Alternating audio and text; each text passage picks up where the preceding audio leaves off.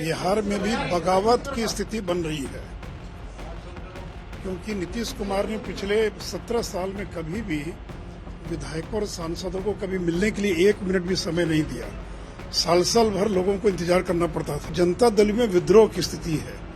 कोई भी जनता दल का विधायक सांसद न तो राहुल गांधी को स्वीकार करने के लिए तैयार है और नहीं, क्योंकि नीतीश कुमार ने पिछले 17 साल में कभी भी विधायकों और सांसदों को कभी मिलने के लिए 1 मिनट भी समय नहीं दिया। साल भर लोगों को इंतजार करना पड़ता था। राष्ट्रीय जनता दल के लालू यादव ने तो अपने बेटे को उत्तराधिकारी बना दिया, लेकिन नीतीश जी ने अपने पार्टी के किसी को उत्तराधिकारी बनाने के बजाय राष्ट्रीय जनता दल के नेता तेजस्वी यादव को अपना बिहार में ऐसा ही होगा। देखिए, बिहार में भी बगावत की स्थिति बन रही है, क्योंकि नीतीश कुमार ने पिछले 17 साल में कभी भी विधायकों और सांसदों को कभी मिलने के लिए 1 मिनट भी समय नहीं दिया। साल भर लोगों को इंतजार करना पड़ता था। अब वो प्रत्येक विधायक सांसद को आधा घंटा समय दे रहे हैं, और विशेष करके जब से नीतीश कुमार ने राहुल गांधी को एक प्रकार से अगली लड़ाई के लिए नेता स्वीकार कर लिया और तेजस्वी यादव को अपना उत्तराधिकारी बना दिया, तब से जनता दल में विद्रोह की स्थिति है। कोई भी जनता दल का विधायक सांसद न तो राहुल गांधी को स्वीकार करने के लिए तैयार है और नहीं तेजस्वी यादव को। और इसलिए, और देखिए, बड़ी संख्या में जो सांसद हैं उनको मालूम है कि उनका टिकट कटने वाला है। पिछले बार 17 सीट मिली थी, यानी क्या इस बार जनता दल को 17 सीट मिलेगी? और इसलिए, और आज की स्थिति में 8-10 से ज्यादा सीट मिलने की कोई गुंजाइश नहीं है। तो जो सांसद है उनको भी लगता है कि पता नहीं उनका भविष्य क्या होगा। फिर नीतीश कुमार के बाद जनता दल का कोई भविष्य नहीं है। सारे लोग अपना भविष्य अंधकार में देख रहे हैं, और इसलिए एक भगदड़ की स्थिति है। वो जो सांसद है, विधायक है, दूसरे दलों से संपर्क कर रहे हैं। तो इसलिए हम लोगों ने कहा कि भगदड़ की स्थिति है, और नीतीश कुमार अगर अपना ये निर्णय वापस लेते हैं कि उत्तराधिकारी तेजस्वी यादव नहीं होगा तो एक अलग बात है, नहीं तो पार्टी टूट की स्थिति है। और उन्होंने तो यहां तक निर्णय कर लिया है कि जनता दल का विलय कर देंगे राष्ट्रीय जनता दल में। अब वो समय की बात है, उसमें 4 महीना लगता है कि 6 महीना लगता है, और उत्तराधिकारी तो उन्होंने घोषित कर ही दिया है। तो इसी स्थिति में जो खलबली मची हुई है, इससे नीतीश कुमार घबराए हुए हैं। आगे आने वाले दिनों में कुछ भी हो सकता है, कोई इसकी गारंटी नहीं ले सकता है कि जनता दल में कुछ भी नहीं होगा, क्योंकि लोगों को अपना भविष्य अंधकार में दिखाई पड़ रहा है जनता दल के। आप लोगों की तरफ भी आ सकते हैं, आपका कुछ भी हो सकता है। नहीं आ ही सकते। देखिए, बड़ी संख्या में लोग हम लोगों के भी संपर्क में हैं, लेकिन अब किसको लेंगे नहीं लेंगे, लेना कि नहीं लेना, बहुत सारी चीजों पर निर्भर करता है।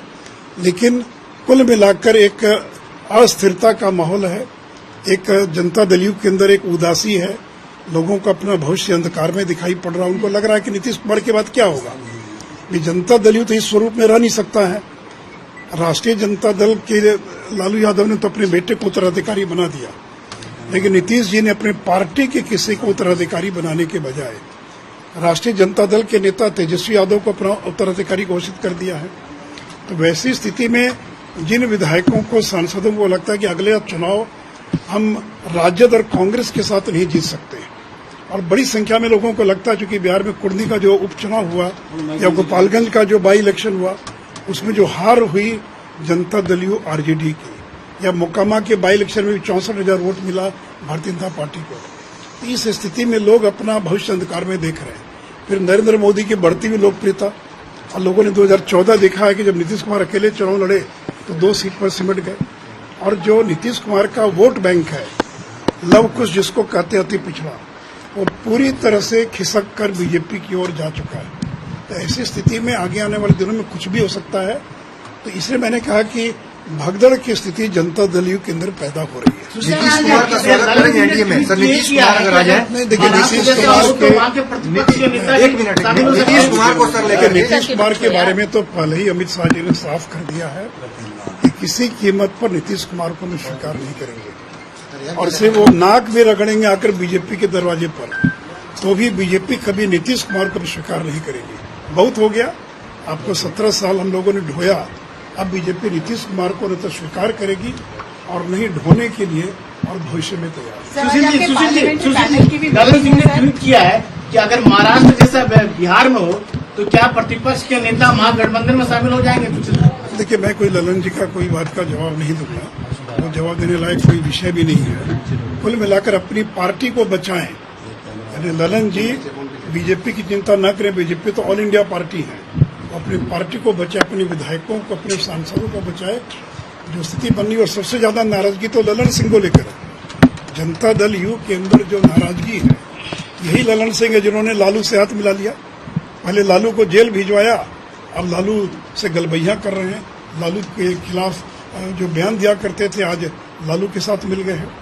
इसलिए जनता दल यू में अगर रिएक्शन है तो नीतीश कुमार से ज्यादा जनता दल यू के राष्ट्रीय अध्यक्ष ललन सिंह के खिलाफ है।